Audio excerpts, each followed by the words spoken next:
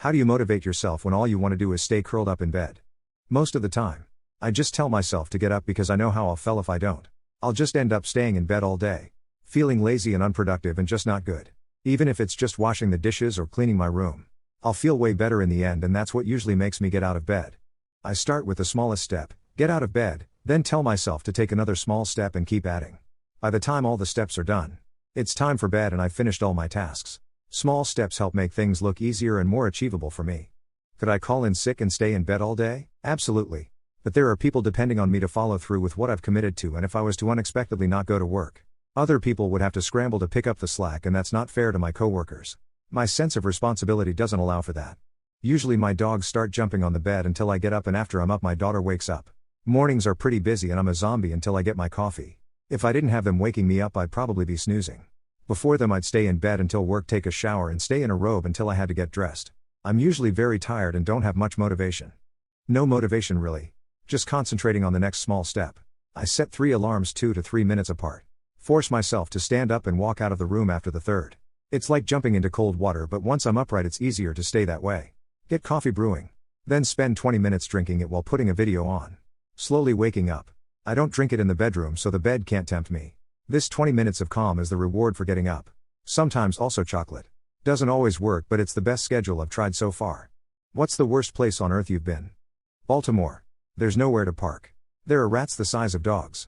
And every second person you pass on the street seems to have shat themselves in a bout of mental illness.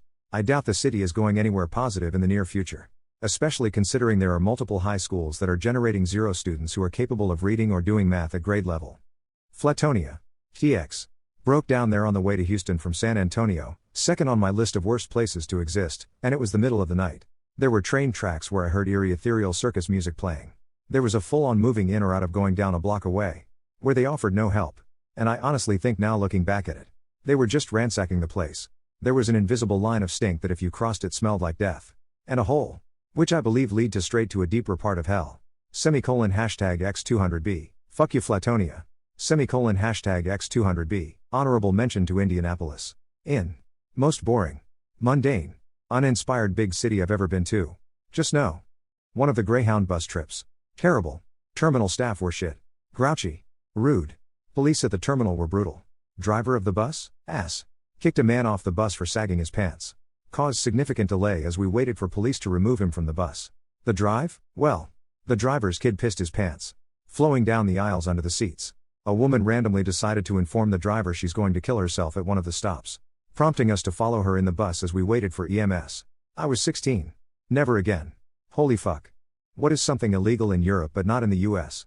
Overtaking on the right on highways, in places that drive on the right. Most European countries have the outermost lanes on multi-lane highways be the slow lane, and you can only overtake on a more inner lane than the vehicle you are overtaking. Unless there is a traffic jam or very slow movement with stop and go traffic.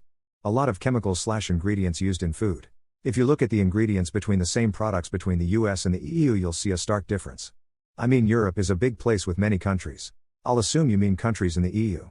A lot of food additives that are allowed in the US are not allowed in EU countries because they are nor considered safe enough. In Europe, it is illegal to use mobile phones while driving. Whereas in the US, the law varies from state to state. Some states have banned texting while driving. But not all states have made it illegal to use a mobile phone while driving.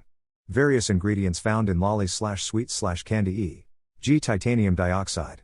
There are tighter restrictions on food production in Europe, resulting in American companies having to alter their recipes so they can be sold in European countries. In the UK at least. Showing footage from Parliament in a comedy show.